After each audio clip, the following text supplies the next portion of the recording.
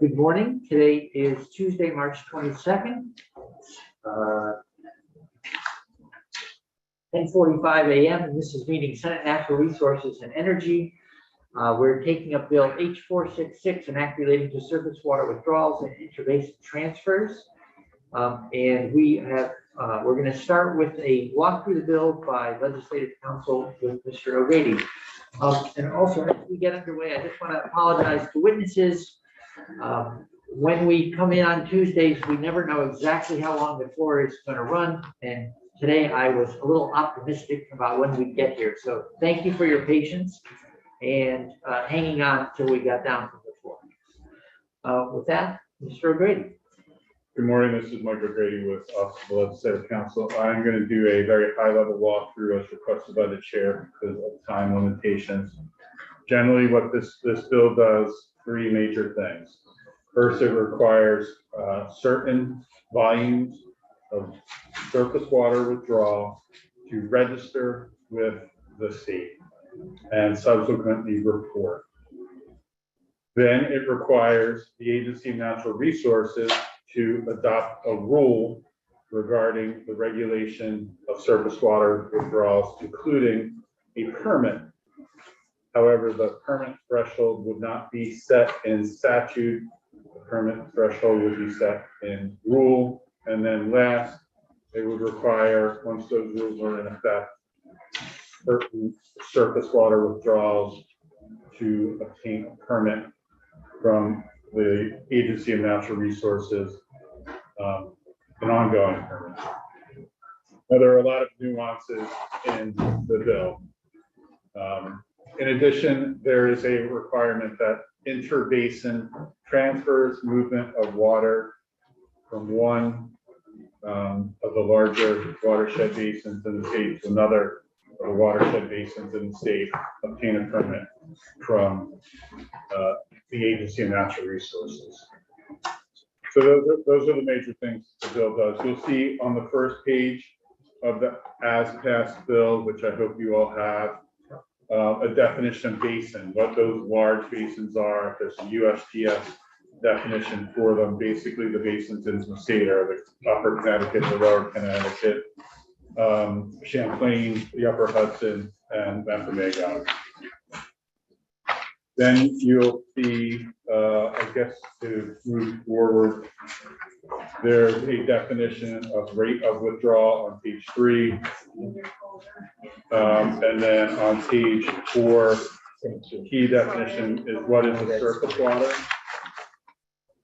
It's all rivers, streams, creeks, brooks, reservoirs, ponds, lakes, and springs, and all bodies of surface water that are contained within, flow through, or border upon the state or any portion of it. It does not include groundwater. Groundwater, water below the ground surface.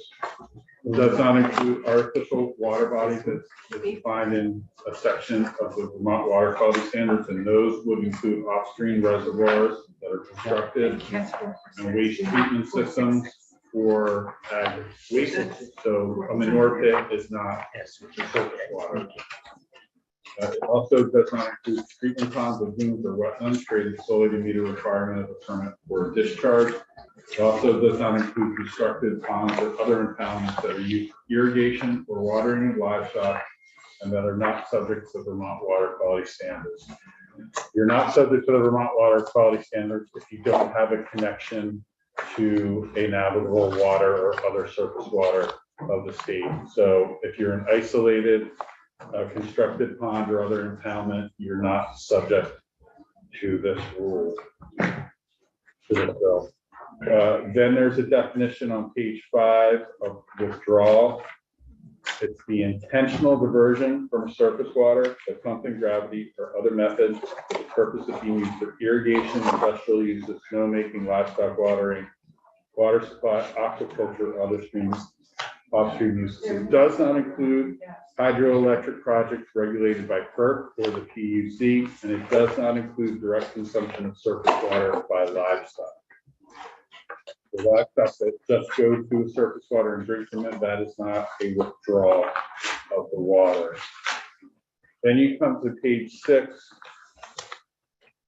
There's a new subchapter added to the chapter in law regarding the regulation of stream flow. It would establish a policy for water withdrawals for off-stream uses other than snowmaking. I want to be clear, snowmaking is not getting exempted. Snowmaking is already regulated, and it has been regulated for a long time and is subject to its own rule and approval process. So you'll see provisions in here that seemingly exempt snowmaking. They're not being exempted, they're already regulated. So the first thing that the language on page 6 does is it establishes a policy for surface water withdrawals. I'm going to skip over the policy and go to page 7 to 1042, the registration and reporting requirements. Beginning on January 1, 2023, any person withdrawing 5,000 gallons or more of surface water in a 24-hour period shall register with the secretary. Registration shall be made on a form provided by the secretary, and you have to give the location of the withdrawal, the frequency and rate, description of the use or uses of the water to be withdrawn, the capacity of the system reused, and a schedule for the withdrawal. In addition, beginning on that same date, January 1, 2023, if you're withdrawing more than 5,000 gallons or more of surface water within a 24-hour period, you have to report, and it's an annual report to the secretary. The report, it has to include much of the same information that was included in registration: total amount of water withdrawn, location, daily maximum withdrawal for each month, the date of daily maximum withdrawal, and any other information required by the secretary. And then you'll see. So the first report, then it says reports shall be filed annually by January 15 the following year. So the first report will be January 15, 2024. All right. No, well, the first thing you have to do is register. Right. I mean, sorry. Right. After that, your first report back. Right. It's going to be the 20. Then you register, then you report. I want to stop there and talk about the threshold, the 5,000 gallon limit. There was a study committee that was established 2 years ago to look at this issue, specifically around interbasin transfers and the lack in the state of a regulatory permit program for surface water withdrawals or other diversions. That study committee, made up of generally of experts and a cross section of interested parties, recommended in their report that 5,000 gallons be used as that initial registration threshold in order for the state to fully identify where surface water uses are located. You're going to hear from witnesses that 5,000 gallons is very low in comparison to other states, and that's accurate. But I just wanted to give you the context of why it's 5,000 gallons in here, because the study committee recommended it in order to develop a full universe of the uses of surface waters in the state. So moving on from there, when you have a withdrawal that triggers the reporting and registration, you can either estimate if you're between 5,000 and 50,000 gallons of surface water withdrawn in a 24-hour period, or if you're over 50,000 gallons, you need to put in a meter and provide the meter data. Now, there are exceptions from the registration and reporting. Surface water withdrawal for fire suppression or other public emergency, surface water withdrawal for snowmaking, but that's because it's already regulated in this same chapter. Surface water withdrawal that's regulated as a public water supply, and surface water withdrawal that's otherwise regulated by A&R, and that requires a permit or reporting under another A&R permit program. Then you get to the permit provision, which is on page 9, and it requires A&R on a report July 1, 2026 to implement a surface water withdrawal permitting program that is consistent with the policy section. Now, they are going to develop this permit by rule, And you will see that this section does not specify what the threshold will be for the permit, because theoretically they're gathering all that data from registration and reporting that will inform the rulemaking and what the threshold should be. So the bill doesn't specify the threshold, but it requires a permit or other authorization for surface water withdrawals based on potential impacts to surface waters or other factors, and to establish conditions of operation necessary to protect surface waters and the water quality standards. It has to consider surface water withdrawal registration and setting the threshold. It has to require efficient use and conservation of surface water. It has to ensure compliance with the Vermont water quality standards.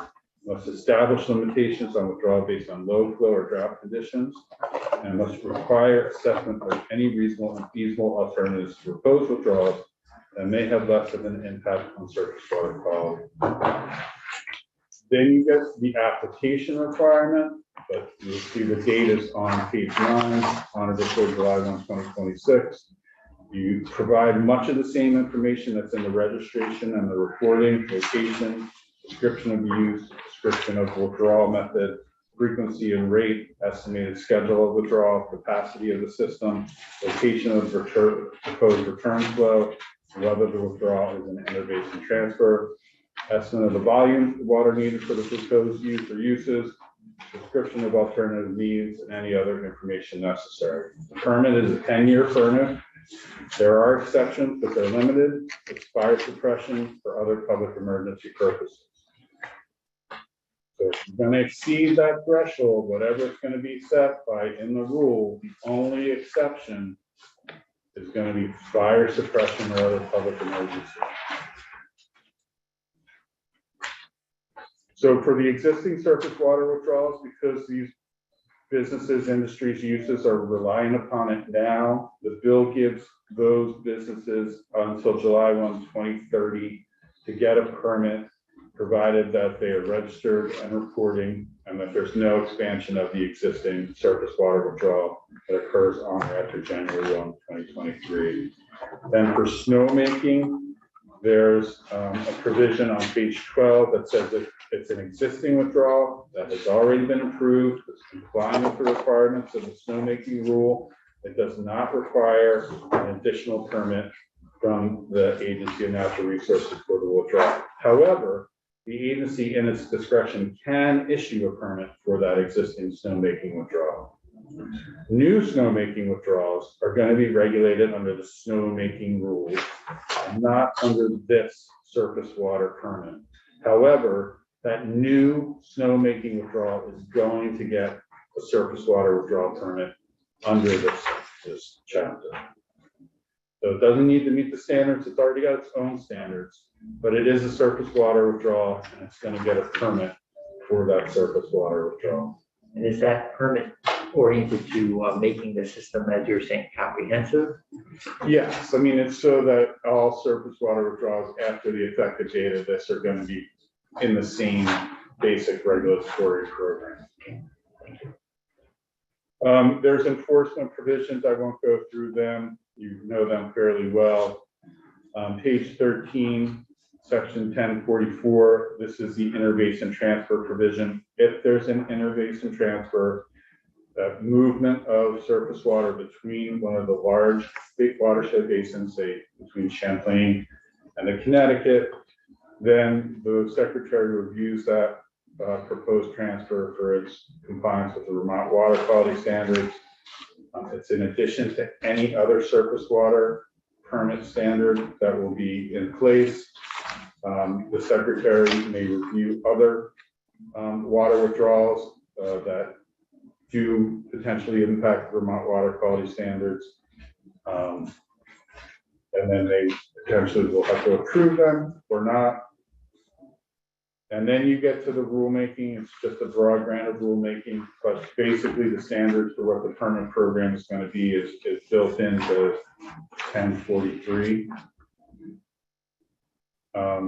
Section 2, last year you established a process by which when the Agency of Natural Resources issues a Federal Clean Water Act 401 certification for any thing that requires a federal permit in this state, that the state certify compliance with a list of several water quality laws.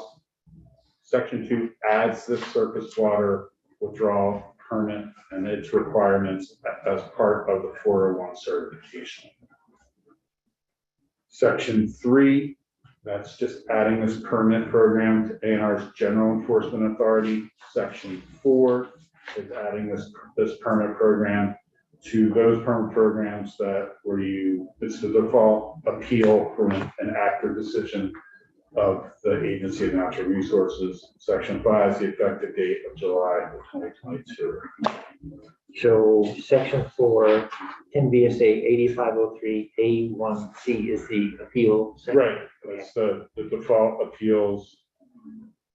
Any active decision of the secretary that's listed in that chapter is governed by the same requirements, so you don't have to repeat them in 45 different sections. Places. Can you, back on page 13, sub B, most of the way down the page there, review of other transfers likely to violate Vermont water quality standards. I don't know if you have anything you can, illustrate that by example, like what might be, what concern is being addressed there? It's the movement of water between watersheds and whether or not that withdrawal is going to violate the Vermont water quality standards, such as aquatic biota or aesthetics, any of the potential uses of the water that are protected by the water quality standards.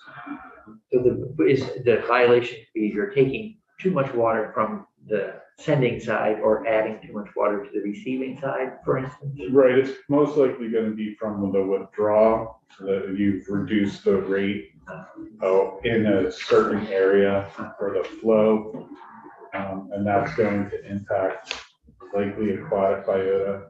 Currently, the Agency of Natural Resources does not permit surface water withdrawal, but it has a procedure regarding the minimum flow that needs to be available in order to protect aquatic biota and riparian habitat. And that's basically their default standard currently. So that is really what they would probably be looking at. Aesthetics, I think, could come into play. Recreation could come into play, but it's likely going to be focused on the aquatic biota standard under the Vermont water quality standards. Okay. Thank you very much. Any questions for council? Senator McClung. Who are we talking about here other than ski areas? It seems to me most other people who've been withdrawing will be within the same space. For interbasin transfers, there's been groundwater for bottling, surface water for bottling, I'm sorry. Surface water for, say, construction dust control, ski areas. Those are probably the ones I would think of right now. So people would be putting water in a tank of some kind of transporting it. It's not just a pipe. Yeah. And are these standards stricter than what we hold the ski areas to, or not as strict? We don't really know what the standards are yet because they have the established by rule. But the policy that's we skipped over, admittedly, is to protect the surface waters and make sure that they're compliant with Vermont water quality standards, which the snowmaking rule is that's the baseline for the snowmaking rule. What about, say, brewers? Any brewers? Well, brewers are probably going to get their water either from groundwater or through a public water system. Right. Washing cheese. Same thing. Okay. Groundwater. I mean, for example, the Middlebury Cabot plant is on groundwater. So, About municipal water systems. They're exempt. Oh, they're totally exempt. Right, that they're a public water supply that's regulated under chapter whatever, 159. I would think a lot of brewers get their water through a municipal system. And municipal systems, they basically have to get 3 permits. They gotta get a source permit, construction permit, and an operating permit, and they have to have annual reporting requirements and standards for treatment. So where would I look for possible expenses? I know that, and I know we're gonna hear from farmers, but where would the expense piece of this fall? Well, if you're gonna be over 50,000 gallons, if you trigger that, then you need a meter. And then you're gonna have to meter your withdrawals, and that's an expense. How do you know when you're at 50,000?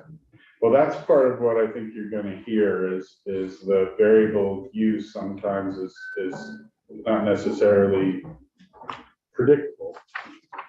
And therefore, the thresholds may be too low.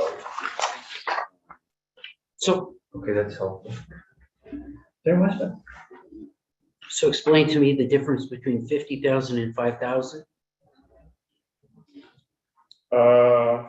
Well, just for an example, the large volume groundwater withdrawal permit, which is when you need a permit in the state for groundwater withdrawal, it's 57,620 gallons, something like that, and that's based on 40 gallons a minute, I believe. And so over a 24-hour period. And so that's kind of the threat. That gives you some context of like how much water is being removed in that 24-hour period. For further context, for agriculture, New York, agriculture does not need a permit, but they need to register. It's 100,000 gallons a day averaged over a 30-day period. So effectively, you need to be withdrawing 3 million gallons a month in order to trigger the agriculture registration in New York. And what are we saying? Triggers it? 5,000 gallons a day.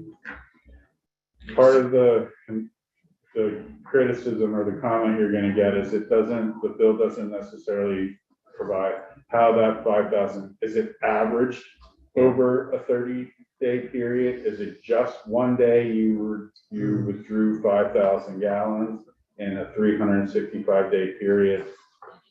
Other states do it on an average basis. Okay. So that's something to contemplate as well. Is this environmentally conscious agricultural state behind most other states, or have we been neglecting this issue? Well, first of all, you need to realize that surface water withdrawal is 2 different regulatory schemes. There's the Western scheme and the Eastern scheme. And the Eastern scheme, the Western states don't have this, right? They have an entirely different scheme for withdrawal. The Eastern scheme, a lot of states have surface water withdrawal permit. It's either registration or permit. New Hampshire has one, Maine has one, New York has one, Connecticut has one. You said Eastern and Western, is that interchangeable with riparian and Yes. appropriation? Senator Weston. So I'm sorry to be thick, but it says 5,000 gallons you need to register. Then it says 50,000 gallons you need to have metered. Then the withdrawal between 5 and 50,000 gallons of surface water in a 20-foot shell that have an estimate of the volume or provide metered data.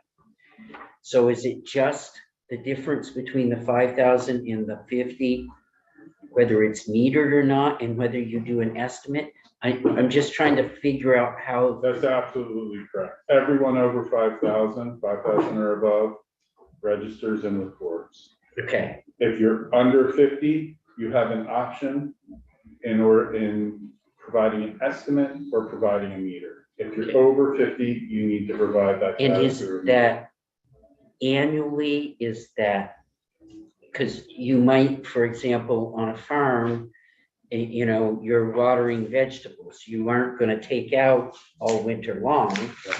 Is that average through the year? Is that, do you go over it once and you have to, how? That's the point I was making earlier, that you're gonna hear some feedback.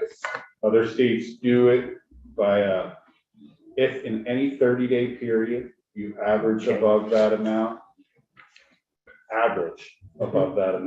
over that 30-day period, then you trigger.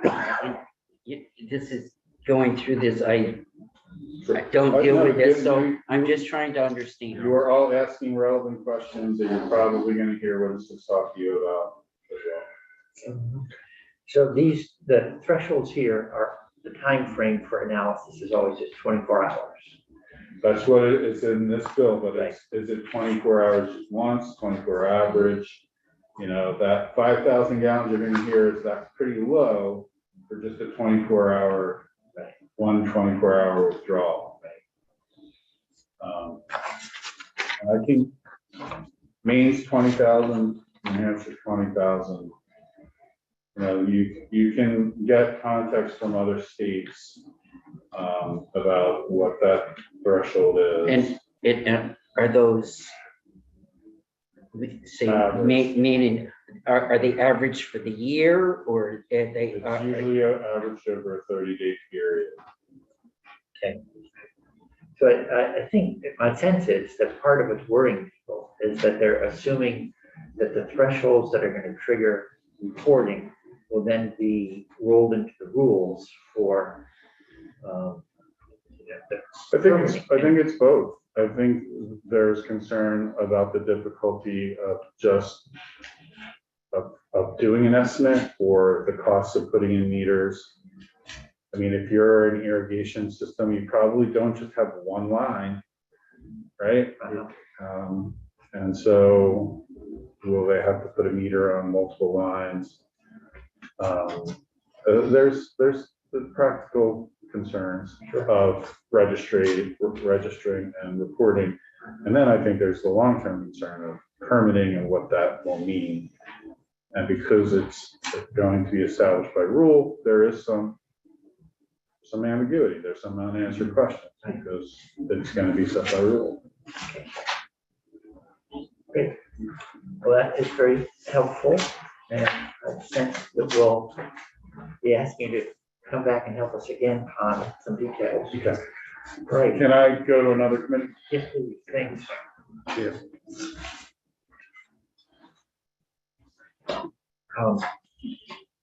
Great. So with that, I'd like to turn to Mason Overstreet. Thank you for coming back from prior meeting where we regrettably ran short of time. So the floor is yours. Well, thank you for having me. Good morning, Chairman Bray and members of the committee. Thank you again for the opportunity to testify on H466. For the record, my name's Mason Overstreet, and I appear before this committee as a staff attorney with Conservation Law Foundation Vermont.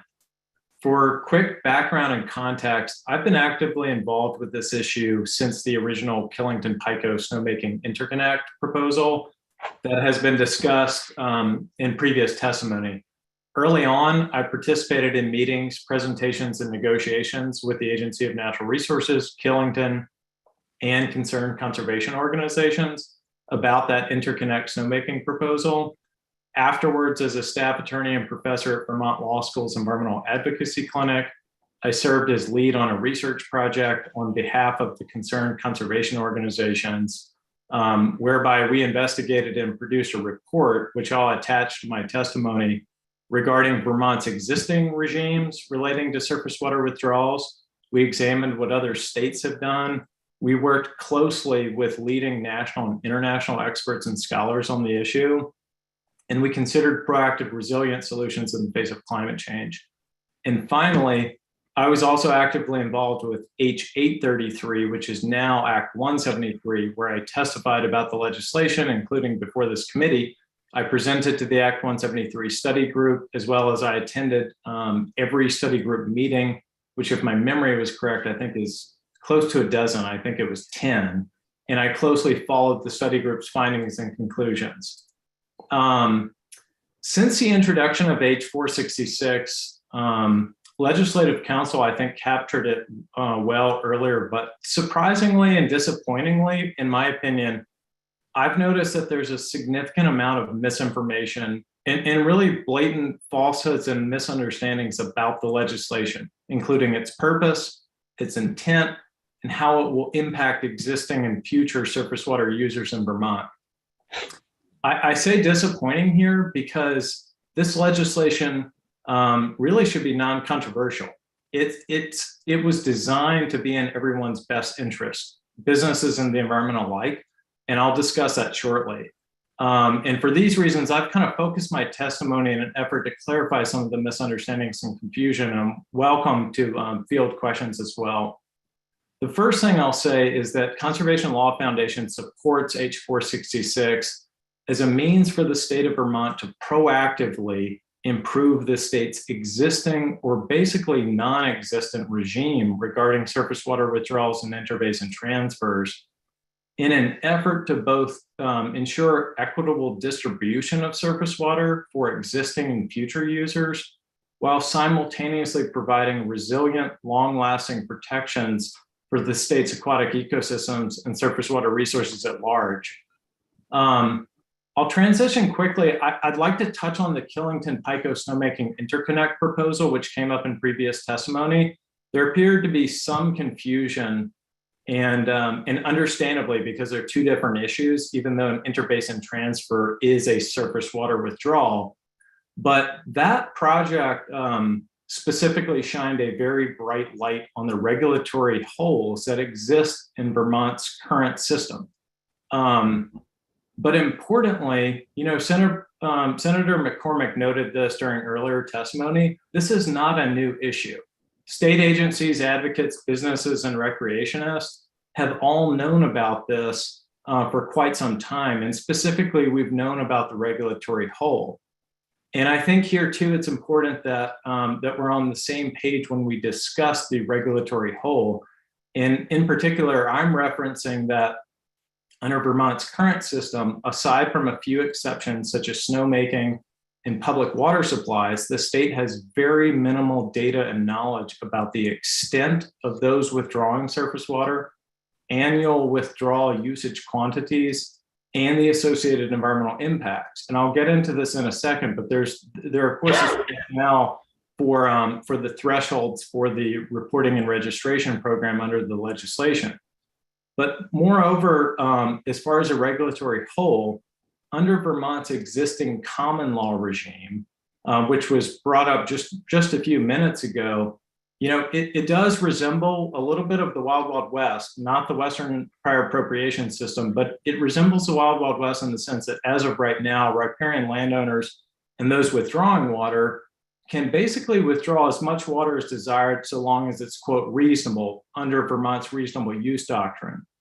And that system, while that system has worked well up to the present broadly, you know, it is no longer the case. And specifically, like Vermont has been fortunate historically to have had a healthy and substantial amount of surface water resources. That is changing. Vermont was not confronting the effects of climate change. And third, and importantly, Vermont has had a relatively small population and generally few surface water users as compared to other states. But when we talk about regulatory holes, that's what I'm referencing. So I'd like to transition quickly to, there seems to be some confusion and misunderstanding also about the effects of climate change on Vermont, the state of Vermont surface water resources, and how climate change will or will not impact our surface water resources. And here, I think it's imperative that as informed citizens and decision makers, we distinguish anecdotal personal observations and remarks from peer-reviewed published findings and data.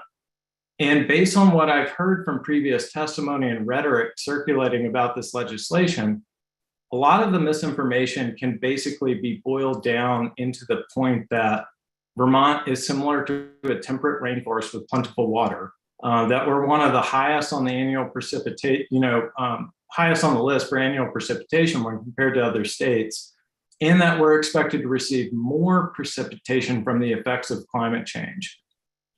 We need to unpack this because it's important to distinguish some of the facts. This committee heard from Jeff Crocker, and also the committee can review the May 17th, 2021 presentation to the Act 173 study group from the state's climatologist, Dr. Depigny-Giroux from UVM.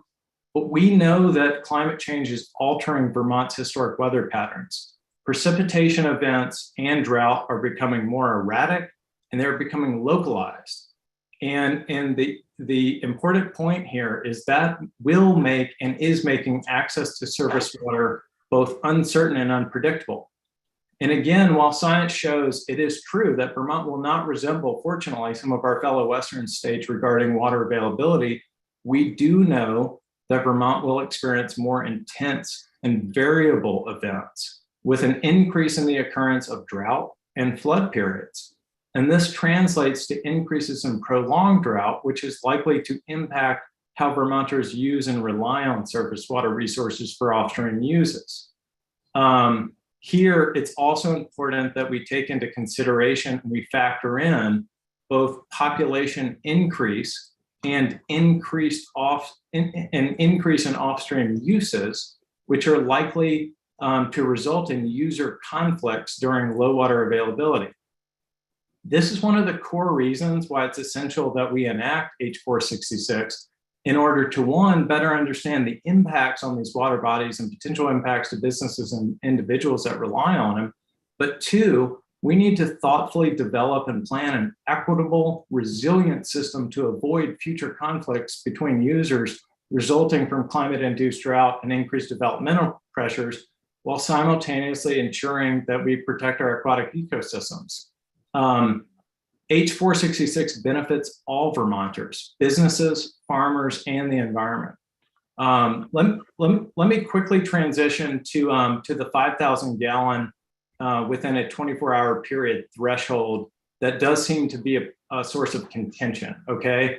And just for reference, that the registration and reporting program can be found on page 8, section 1042 of the version that passed the House. But the Legislative Council, mentioned this earlier, but, based on what I previously mentioned about climate change, it's critical that our Agency of Natural Resources be able to accurately and fully study this issue, okay? And so successful public management of the state's water resources is impossible without accurate accounting for both water available for use and the amount of water withdrawn for use. And this was the foundational rationale and reasoning behind the registration and reporting threshold of 5,000 gallons per day, or 5,000 gallons within a 24-hour period. It was not intended to burden existing users. Rather, I would say the Act 173 study group was very intentional about the need for casting a broad net in order to accrue accurate data. But the other thing that I'll add here too is that the Act 173 study group was very intentional about, again, minimizing the regulatory burden on existing users. And that's why the registration and reporting period and requirements, one is it's very streamlined and it's straightforward. So it's not a lot of complicated paperwork. Two, this was discussed earlier, but the reports are due annually and they're due in the off season. So they're due by January 15th annually. And so that requires an existing user simply to maintain a log throughout the high season and then report that log in the off season during January. Next, Legislative Council briefly touched on this, but I will say that Vermont, it is unusual, but in regards to the development of a permitting program, there are some misunderstandings and misconceptions and statements basically that this is premature and that it sidesteps public involvement and input. And from our perspective, this is false. Vermont surprisingly is behind the times. And again, we know that climate change is rapidly altering our historic weather patterns and precipitation events. And all of our neighboring states, as well as 21 other eastern states, have enacted similar type legislation regarding surface water withdrawals. Vermont's always stood on the forefront of pressing issues with proactive consideration of effective solutions, but surprisingly with this issue, we are behind the times. And as we enter an era of climate change and shifting demands, it's vital that Vermont implement resilient measures to protect and manage its surface water resources. Put another way, in regards to the permitting program under H466, this is by no means a done deal. By no means. That program will be developed off the data that is received, and there will be ample opportunity for public comment and involvement during the administrative rulemaking process. And there will be an opportunity for all interested stakeholders to again have a seat at the table. But importantly, to the point of the permitting program also, and I don't think this is touched on enough, but the development of a permitting program is really in everyone's best interest. And specifically, it's a proactive step that will benefit businesses, farms, and industry at large, because it will provide predictability, reliability, certainty, and consistency to all users.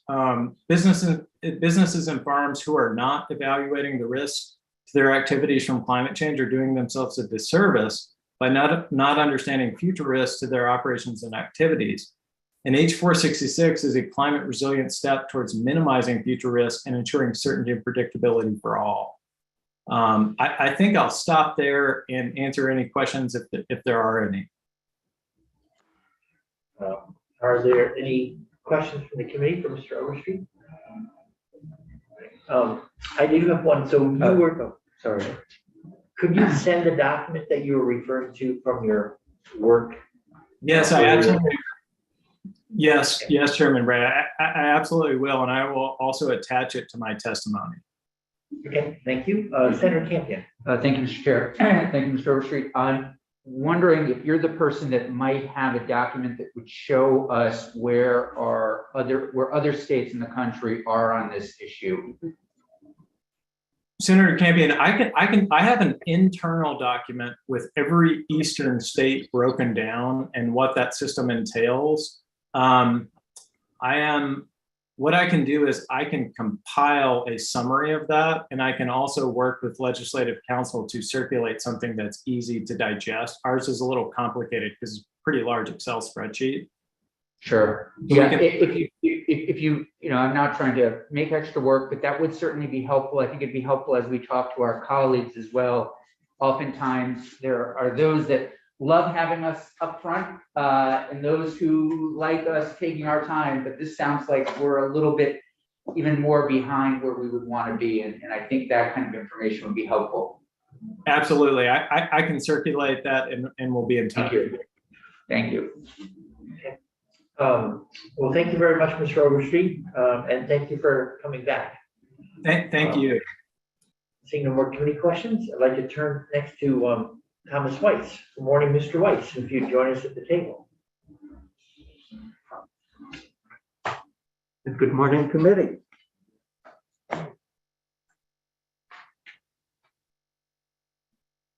Thank you for considering this bill to better regulate withdrawals from surface waters and transfers of water between basins and watersheds. I am Thomas Weiss. I'm a civil engineer with experience in hydrology and water resources. These comments point out troubling aspects of this bill and suggestions for amending them. Basing the transfer on basins allows unregulated transfers within too large an area and provides little meaningful restriction on the transfer of water from one body to another. And I don't know if my letter made the transfer from Thursday until today or not. It did. It did. So Okay, There's the map. okay, thank you. And I'll get to the map in a moment.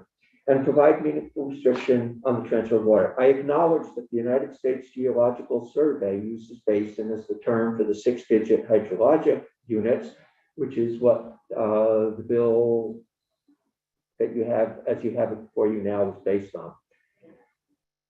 I believe that Vermont will be better served by regulating the transfers on the 8-digit code, which the U.S. Geological Survey calls a subbasin. And the map behind me shows the boundaries of the 6-digit basins in the heavy black lines overlaid on the DEC, Department of Environmental Conservation map of the 8-digit subbasins, and each 8-digit subbasin is in a different color. And Vermont has 5 6-digit basins, all the drainage to the Connecticut River upstream of Brattleboro, all the drainage to the Connecticut River downstream of Brattleboro, which is mostly the Deerfield River drainage, Wilmington, Dover, that section of the state.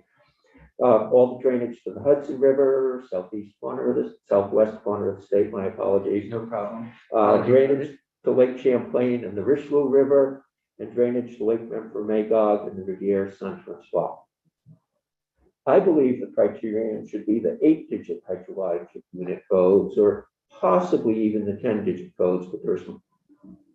Anyway, so in the Bennington area, the Battenkill, Willamsick, and Hoosick rivers are within the same 8-digit code, which means they're also within the same 6-digit code, and they are in different 10-digit codes.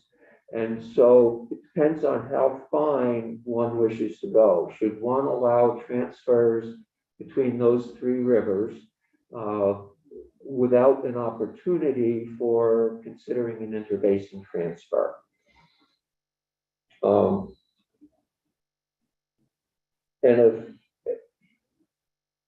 if the withdrawal part of the transfer is below whatever threshold gets established, then the secretary likely wouldn't even know that transfer is being considered and wouldn't even have the option to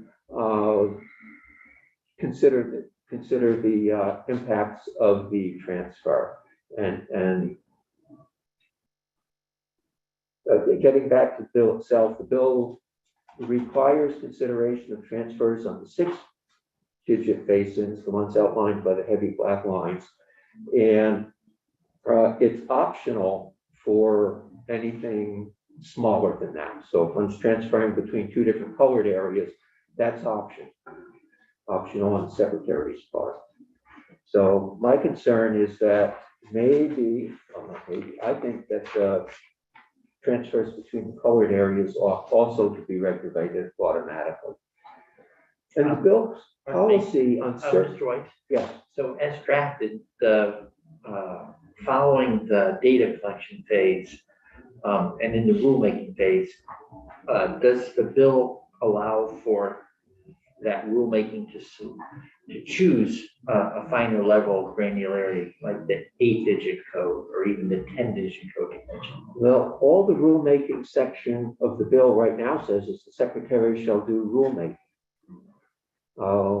It does not say anything else. So a lot of these things that I'm saying, if you don't put them into the bill itself as requirements of, statutory requirements, then at least I ask you to put them into the rulemaking section, so that we think now what we would like to have the rules covered, and tell the rulemakers, you've got to consider this. And another point on the rulemaking is that Mr. Overstreet mentioned that there would be, I think he said, ample opportunity for public involvement in the rulemaking. Again, the rulemaking section doesn't require any of that. It just says you'll do rulemaking. And normally my experience with rulemaking is that the public is not involved in the development of the rulemaking and is only involved at the end when there's a draft rule and the public is offered, 2, 3, 5, 10 minutes to comment, one-way set of comments, and then those comments get taken back and considered and put into a final rule. So I would also ask that the rulemaking require some kind of meaningful public participation in the development of the rule as well, basically being part of the rulemaking committee. So I hope that answered your question. Sure, thank you. So the next segment is on surface water withdrawals and policy for that. And the bill has a policy to protect, maintain, and to restore water quality. And then the Vermont Water Quality Standards rules have a specific anti-degradation policy to protect, maintain, and improve water quality. And neither says anything about degradation of water quality or allowing degradation. Withdrawing water from the degraded or impaired water will result in further impairment or degradation of the water used as a source of the withdrawal. And depending on what's done with the water, depends on what happens to the degraded or impaired water in the other basin. If it's used in snowmaking, then maybe that gets rid of some of the impairment that goes basically directly back into the river. Then you're putting impaired water into the stream or river that might not be impaired. And Vermont has 6 categories of impaired or stressed or altered waters, those in need of a total maximum daily load, those that don't require a determination of total maximum daily load, those with completed and approved PMDLs, and surface waters altered by aquatic invasive species or flow regulation and stressed rivers. And the Department of Environmental Conservation maintains lists of these 6 categories on their internet site. And there are something like 500 of these stream reaches and lake segments throughout Vermont. So I would hope that there be no withdrawals allowed if the water is already stressed or impaired, because that will further increase, that will not help the water body to recover. Can I ask a question? Yeah, Mr. West, Senator. did you share that concern with the House? I sent the House a letter, Yeah. which has this information in it. I did not ask to testify, and I was not offered the opportunity to testify. I mean, same thing that happened here. I sent the letter in, and Chairman Bray was kind enough to invite me to testify, so I'm here today. It's always helpful having people. So what you're saying is that these withdrawals really should not happen if whatever the categories or the classification that would make a surface water be declared as what's the language you use? Impaired or stressed. And we have that in statute already. We already have those definitions of what. I don't know if they are in Stressed. statute. All right, but They might be, but the Department of Environmental Conservation has it's stressed 6 also. different lists. Okay. Has 6 different lists that list all of them Okay. by the 8-digit codes. Thank you. Thank you. Thank you very much. So anyway, and my written testimony goes into that in a little more detail. I won't go through it now. And normally withdrawals wouldn't be allowed below some certain low water threshold, but I think there ought to be a duration attached to that as well, because our streams and the life in them are accustomed to a certain low water level, but that's usually for a not so long period of time. And so if we're withdrawing down to that level quite frequently or over a longer period of time, that has an effect that needs to be evaluated as part of it, so that we shouldn't be drawing down the river's low flows for months at a time. I think it brings up a really important point that, there are these rivers and areas that we would just be doing terrible damage to if we were to continue in that direction. And I know that, like snowmaking, they can schedule the time of withdrawal because they've got snowmaking ponds. So right. It's different than a farmer who has to withdraw at a certain time of the year to keep the crops from dying of lack of water or being significantly impaired because of lack of water. So there are different considerations. And they also fill the ponds when the rivers are higher and, you know, it adds a level of flexibility to. Right. So I have some summaries here. The last item that I don't think I've discussed is I think we ought to require reviews of transfers from or into Class A waters above a certain elevation, perhaps, or with a drainage area less than a certain size, or aquifer recharge areas, or that will reduce flows below some multiple of the specified low stream flow value. And I guess that's it. I've already said my comments on rulemaking. I'll not repeat them. So I hope you find these comments worthy of incorporation for H466, if not directly into the sections in the statute itself as to requirements, but at least into what the rulemaking has to cover. And thank you for taking the time to listen to my comments. The chair allows, and if there is time, I'll take questions. We've already asked your number already anyway. Too many questions for Mr. Weiss?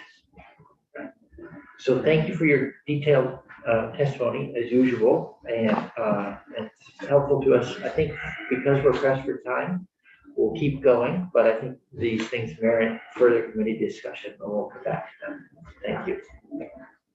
Thank you very much. You're welcome. With that, I'd like to go to Mr. Musgrave. Good morning. Good morning, Mr. Chair and committee. Thank you for having me out today. I really appreciate the opportunity. For the record, my name is Matt Musgrave. I'm with the Associated General Contractors of Vermont. And for the folks at home on YouTube, I know the committee's familiar with us, but we're a construction trade association.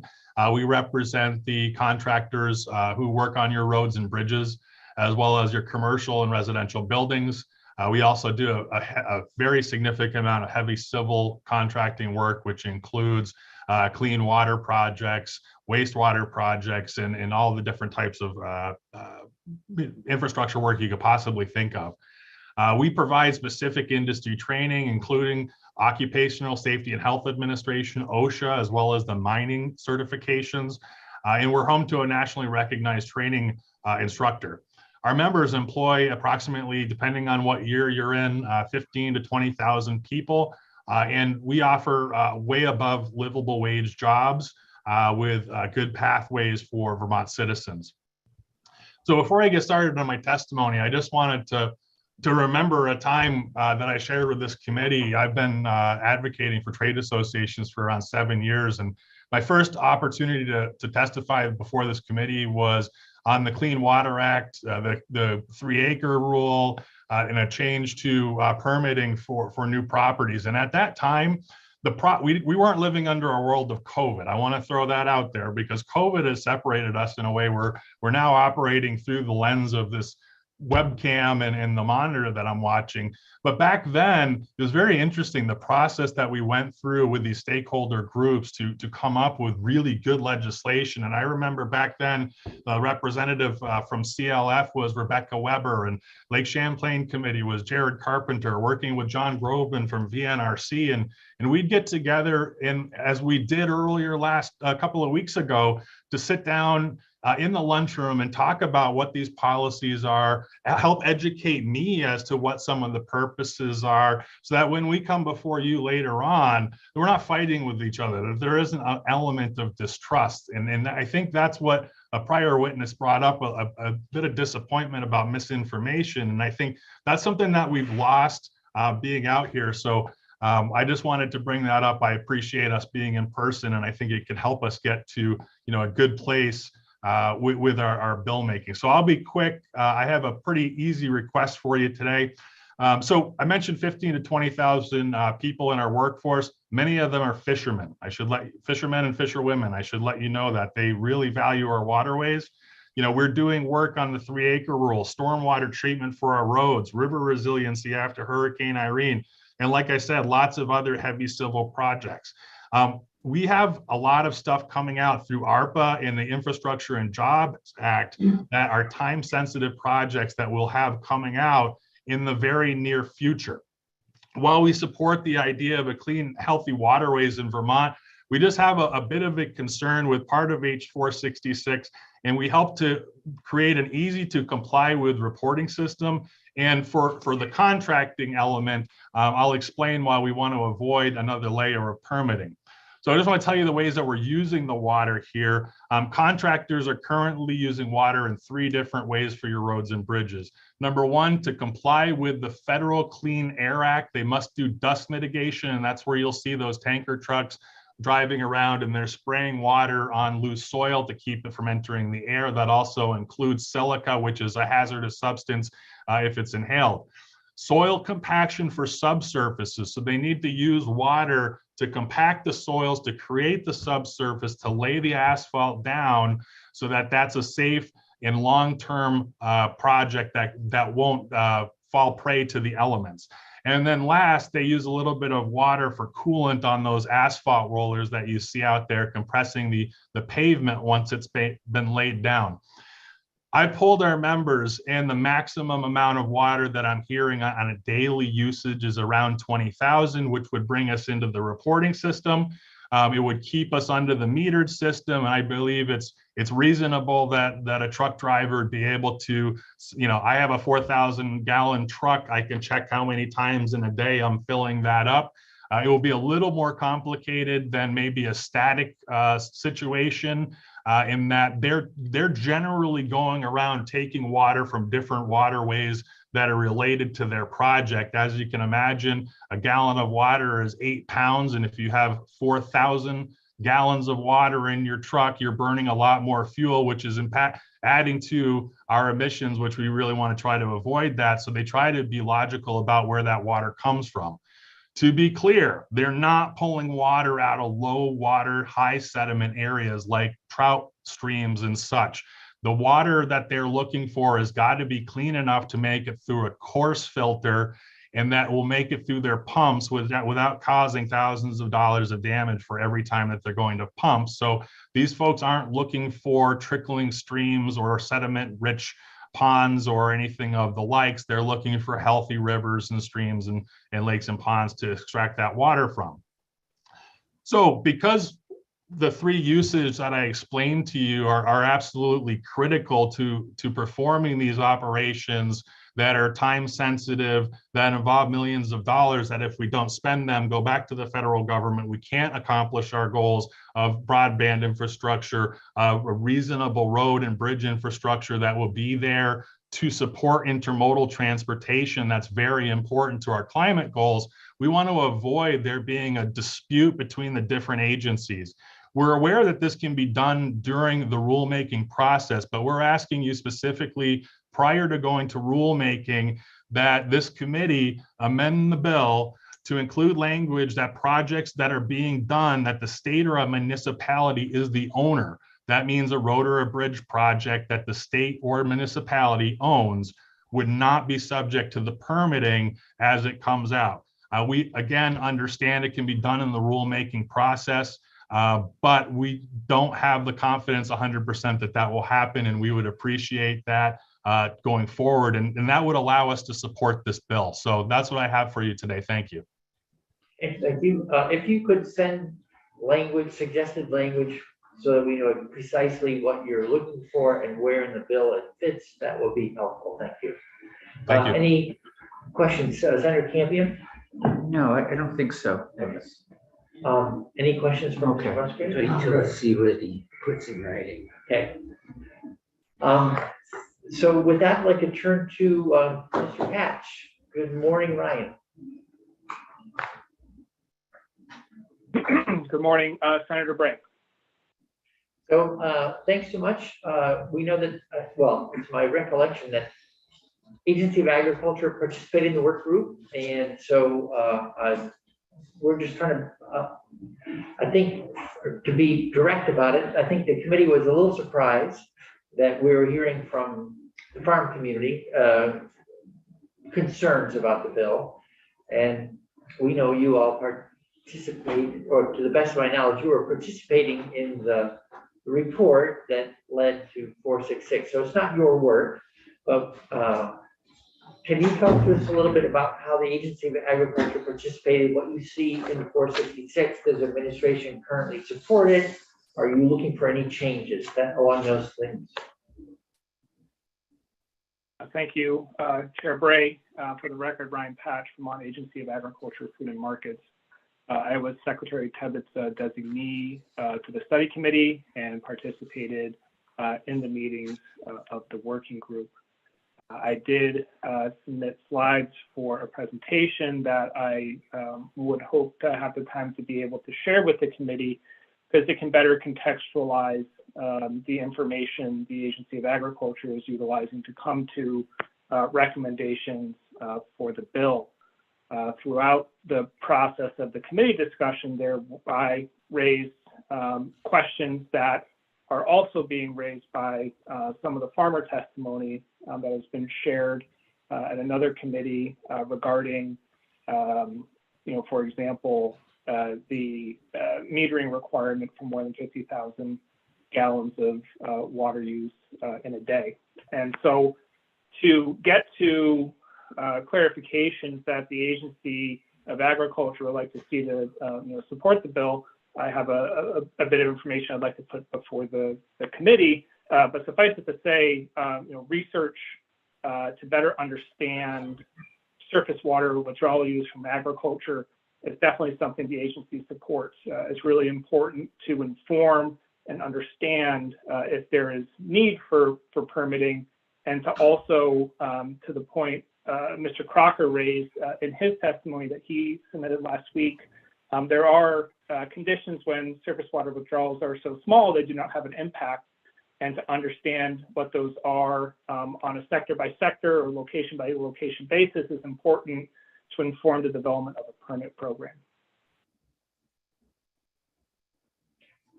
And so just to, there's about 5 minutes left in scheduled testimony today.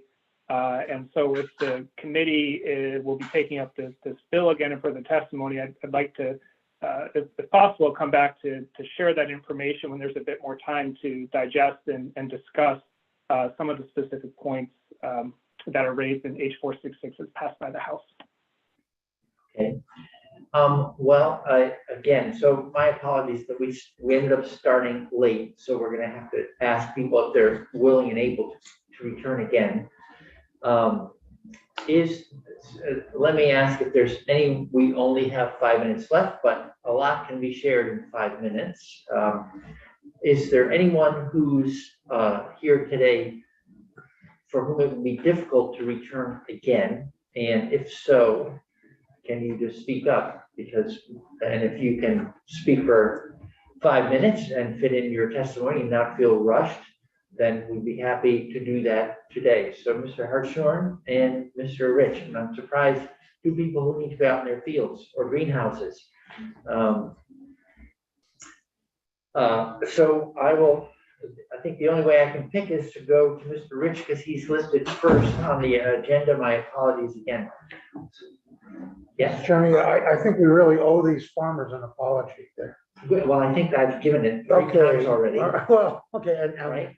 and offer them more time. Yes, that's why we're. No, I know you did. I just wanted to reschedule. But if someone would rather speak briefly now and not come back, that's what I'm trying to ascertain. Thank you, Senators. I have a written statement. It's only 6 minutes long, so I think I can just fit it in. Dave, did you have something quick you wanted to say before 6 minutes? Yeah, it's probably around the same amount of time. We have a lot to do, so we don't talk long. Yeah. All right, well, I'll just move ahead then. Yes, please. Thank you. I appreciate you taking the time to hear out my concerns. My name is Justin Rich, and I run Burnt Rock Farm in Huntington, where we primarily grow winter storage vegetables. I am also the vice president of the Vermont Vegetable and Berry Growers Association, which has over 400 active farmer members. I and others in the horticultural community are very concerned with the recently passed H466 bill and its potential effects on the use of surface waters for irrigating crops. In its current form, we view this bill as highly problematic to our vibrant and growing piece of Vermont's rural economy, and we ask that it not be passed by the Senate. To give a brief outline of our concerns, they fall among three main themes: process, stated goals, and scale. Process. This bill was passed very rapidly with no input from the fruit and vegetable farming community. Withdrawal of surface water for irrigation is a crucial practice for fruit and vegetable farms in our state, and regulations already exist to regulate the volume of water used for irrigating crops. Irrigation is a relatively infrequent but absolutely necessary tool in the toolbox of horticultural growers trying to make a living in this era of extreme climate variability. This bill stands to change how growers irrigate, and yet sought no input from this group. 2, goals. Vermont is a very, very, very wet state, and farmers typically are battling excess rainfall, not drought. There is great effort being made at the state level to diversify our agricultural economy beyond dairy, and this bill, with its exemptions for watering livestock but not watering crops, does nothing to further that goal, and in fact hampers it by adding an additional level of paperwork to the vast majority of fruit and vegetable farms. Very few dairy farms irrigate crops, but nearly all fruit and vegetable farms do. This bill states the existence of a problem, namely the potential for withdrawals to impair surface waters, but then mandates data gathering by farmers and other users so as to be able to determine the scope of the potential problem. The bill also mandates a permitting process for water withdrawals, regardless of statistics assembled during the data gathering stage. This does not appear to be a sound policymaking process. Issues may exist in certain watersheds, and we're aware of that, but the approach taken by H466 will not help to identify areas of risk, since it focuses on identifying water withdrawals from all waterways in the state, independent of whether or not those surface waters are in peril. It does not clearly address how artificial ponds are to be defined for regulation, as they are a common water source on many upland farms, and most ponds have outlets connecting them to other surface waters. As a farm community, we want to protect vulnerable, smaller waterways which may be impaired by excess water withdrawals. Those waterways should be identified and can be identified by more scientific means than measuring current levels of infrequent, intermittent, and relatively small water withdrawals by hundreds to thousands of individuals operating in hundreds of watersheds. U.S. Geological Survey has reams of reports on this topic. Data gathering by farmers will not materially add to this body of knowledge. Aggregating reported withdrawal data from such disparate sources as a small mountain brook and the lower Winooski River does not produce a statistically nor ecologically useful snapshot of water use and the effects of withdrawals. Additionally, from a scientific perspective, it seems very optimistic to assume reporting compliance by homeowners, landscapers, golf courses, and small farmers to a level that would generate a solid statistical framework for future regulation and permitting. Farms currently engaged in irrigation have an incentive in coming years to have their irrigation use on the record, as proof of prior use could help to establish rights to such use in the future. A voluntary system, rather than a legislated reporting mandate, capturing very small users, would likely capture most of the large users of irrigation water in the state, inasmuch as it would be in a farmer's best interest to establish a history of recorded use. This would also reduce the commensurate administrative costs of a mandated and enforced reporting and permitting process. Point 3, scale and implementation. The action levels in this bill will capture tens of thousands of very low-level withdrawal events, all accompanied by paperwork performed by mostly small-scale farmers during the height of their busy season. The withdrawal reporting threshold begins at 5,000 gallons per 24-hour period, which is an extremely small amount of water. For example, a lawn sprinkler left on for 24 hours could use 5,000 gallons of water.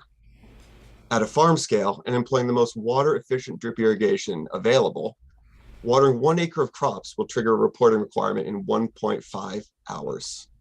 And for farms hitting the 5,000 gallon per day threshold for metering, meters will need to be fitted at each pump station to the tune of roughly $5,000 per pump station. Vermont is a state of small fields. On our small farm, I would require meters on 6 different pump stations to the tune of roughly $30,000. Despite the volume of water used for irrigation, the flows of most rivers and streams is massive in comparison. Even in July, with seasonally low water levels, the Winooski River's average discharge at Montpelier is 209 million gallons of water per day. And that rate increases as it flows towards Lake Champlain. Many states require reporting of water withdrawals, but in our region, their reporting requirements begin at a withdrawal rate 10 to 20 times higher than the 5,000 gallon per day mandated for the data gathering phase of H466. This vast difference in scale, coupled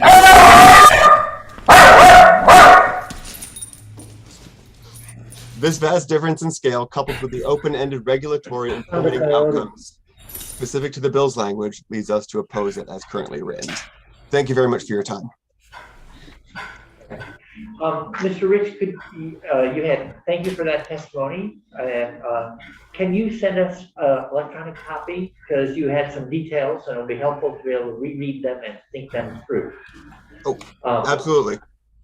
Okay, so again, we will reach out to the witnesses that we did not get to today.